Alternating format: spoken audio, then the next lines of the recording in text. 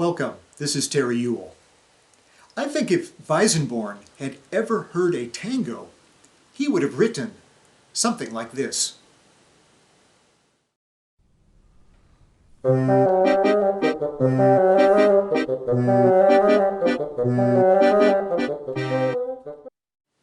I can't help but hear a tango when I play certain portions of this study. Sorry, now I think you will be imagining the same thing too.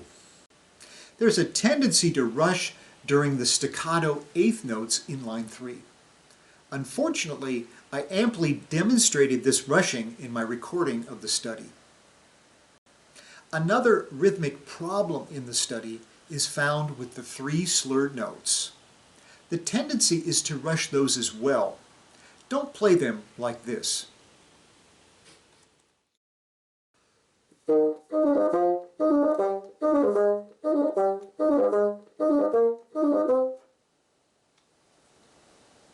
Instead, keep an accurate rhythm.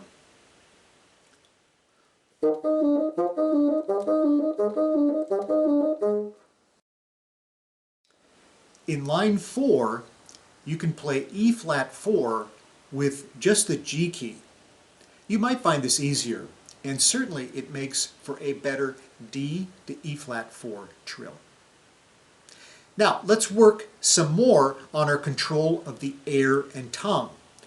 Let's first slur all the notes in the descending thirds in line 3. Pay close attention to the way in which you phrase the notes. Create a full phrase with these notes. Shape the notes with your air, the wind.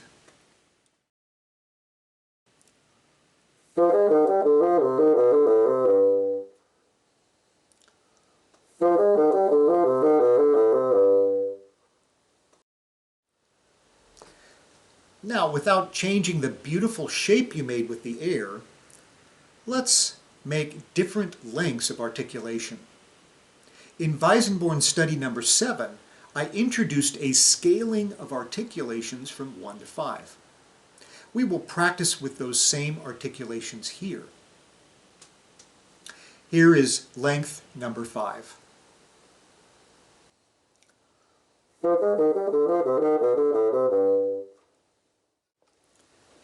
Notice that component 1, the breath, and component 5, the embouchure, work just as they did when I slurred the example. The length of notes is determined by the amount of time the tongue, component 4, is on the reed, not by a change in the other components. For length number 5, the tongue touches the reed as little as possible. Here is length number 4.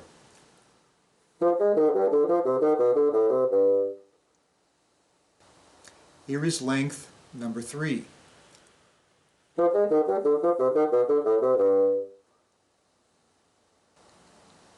Here is length number 2.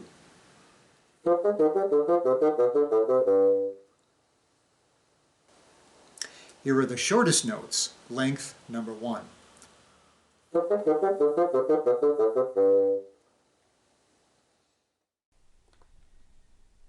I realize that it may be difficult for you to hear the differences, so let's take a look at the sound waves. Here I am using a software program called Reaper. Let's see how well I did differentiating the note lengths. You can see a difference between lengths 5 and 4. The difference between 3 and 4 is more difficult to see, partly because I didn't play the 2 at the same speed. It looks like the later notes are indeed shorter in 3 than in 4. The differences in note lengths between 2 and 3 and 1 and 2 are distinct. Only by separating the 5 components from one another and allowing them to operate independently can I achieve this variety of articulation. If my embouchure or the jaw tries to articulate, it will only impede the variety I can achieve with the tongue at multiple tempos. Practice with all 5 articulations and see if you can gain further mastery. In the actual study, I would choose to play the short notes at number 2 or 3 in length. I realize in my performance of the study, I do move my jaw with the articulations in that passage.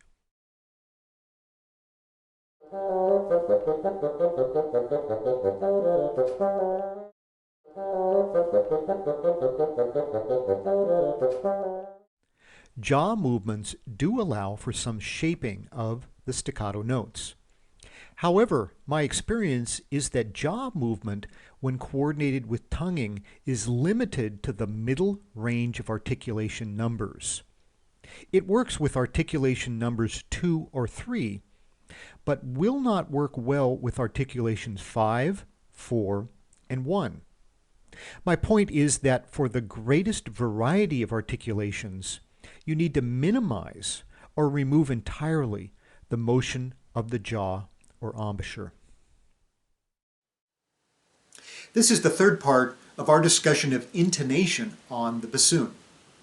In this reflection, I draw upon material I presented in an article published in the Double Reed Journal.